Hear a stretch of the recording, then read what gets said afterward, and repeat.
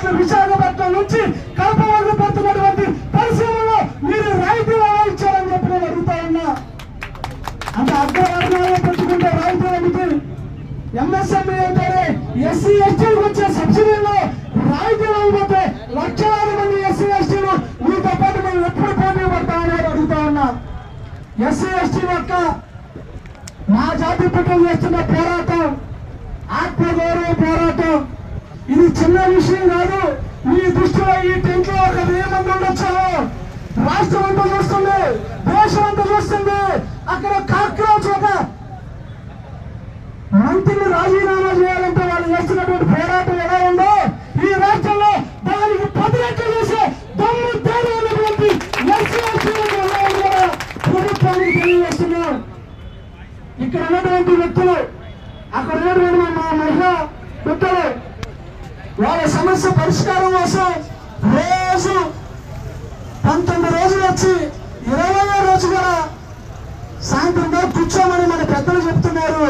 కానీ ఇక్కడ ఎస్పీ గారితో సహా డిఎస్పీ గారితో సహా సిఐ ఎస్ఐ గారు కూడా విన్నపం చేస్తున్నారా, ఖచ్చితంగా సాయంత్రం లోపు కనుక ముఖ్యమంత్రి గారు మా వాళ్ళకి పిలుపునిచ్చి సమస్య పరిష్కారానికి ముగింపు చేయకపోతే ఈ రాష్ట్ర ప్రభుత్వం కూటమి యొక్క దీక్షలను కూడా మీరందరూ సాధించుకొని పోరాటం చేస్తామని తెలియజేస్తున్నా. మా తరఫున, మా పెద్దల తరఫున ఇక్కడ ఉన్నటువంటి మీడియా సహోదరులు, మా పోలీస్ అన్నలు కూడా ప్రభుత్వానికి తెలియజేయండి.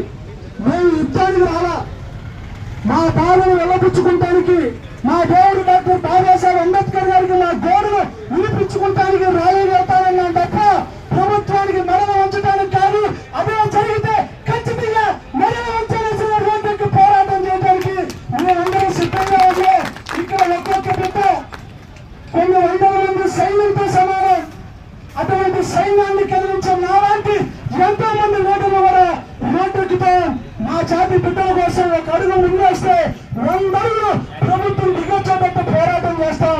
ఎవరిని కూడా ఏ రాష్ట్ర మంత్రులు కానీ ప్రభుత్వాలు కానీ ఇక మీద మేము బతిమారాం. ఈ రోజు నుంచి ప్రభుత్వానికి డెడ్లైన్ ఇస్తాం. మా వాళ్ళు చెప్పినటువంటి సిద్ధాంత ప్రకారం వాళ్ళు చెప్పినటువంటి డిమాండ్ని తీర్చకపోతే మా ఎస్సీ ఎస్టీ పారిశ్రామికవేత్త అసోసియేషన్ ఏ పిలిపించినా ఈ రాష్ట్రంలో ఉన్నటువంటి అన్ని సంఘాలు కూడా మీతో కలిసి మీకు న్యాయం చేసే వరకు మేమందరం పోరాటం చేస్తామని కూడా ఈ సమాజంలో తెలియజేసుకుంటూ 5 గంటల వరకు చూసి మీరు మంచి నిర్ణయం తీసుకోవాలని ఆశిస్తున్నా. ఖచ్చితంగా ఇన్ని రోజులు మీరు చేస్తున్నారంటే నేను గత 10 రోజుల ముందు రోజు పేపర్లో చూస్తా ఉన్నా. మా రాజా ఫోన్ చేసి మొదటిసారి మంగళగిరిలో కార్యక్రమం పెడుతున్నావు, నువ్వు రావాలి అన్నారు. కానీ ఎంతమంది వస్తారేమో, పారిశ్రామిక అందరూ సబ్సిడీ తీసుకుని ప్రశాంతంగా ఉన్నారేమో, కొంతమంది వస్తారేమో అనుకున్నా. కానీ ఇక్కడికి వచ్చినా తెలిసింది నా జాతి బిడ్డలు ప్రాణాలు పోగొట్టుకుంటారు కూడా సిద్ధపడి ఈ రోజు గురించి మాట్లాడుతుంటే కళ్ళల్లో నీళ్లు కాదు, గుండెలు పిల్లేస్తున్నాయి. మన ఓట్లేసి జెండా మోసి మీరు గెలిస్తే మా బతుకులు మారుతాయని ఒక నాయకుడు చేయలేదని ఇంకో నాయకుడు చేస్తారని నమ్మకంతో జెండా వేసి గెలిపిస్తే ఈ 2 ఏళ్లలో కూడా మా బతుకులు అప్పుడు ఎలా ఉందో ఇప్పుడు అలాగే మార్చారు.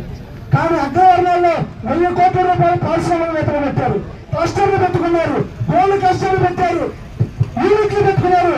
అది శ్రీకాకుళం నుంచి కడప వరకు అనేక స్టోన్ క్లస్టర్ దగ్గర నుంచి ఫుడ్ కోర్ట్ల వరకు ఇన్ని క్లస్టర్లు పెట్టుకున్న వాళ్ళకి సబ్సిడీ రాయితీలు ఇస్తుంటే 5 ఏళ్ల క్రితం మా ఎస్సీ ఎస్టీ బిడ్డలు వాళ్ళ కుటుంబాలు 10 మంది బాగుపడటం కోసం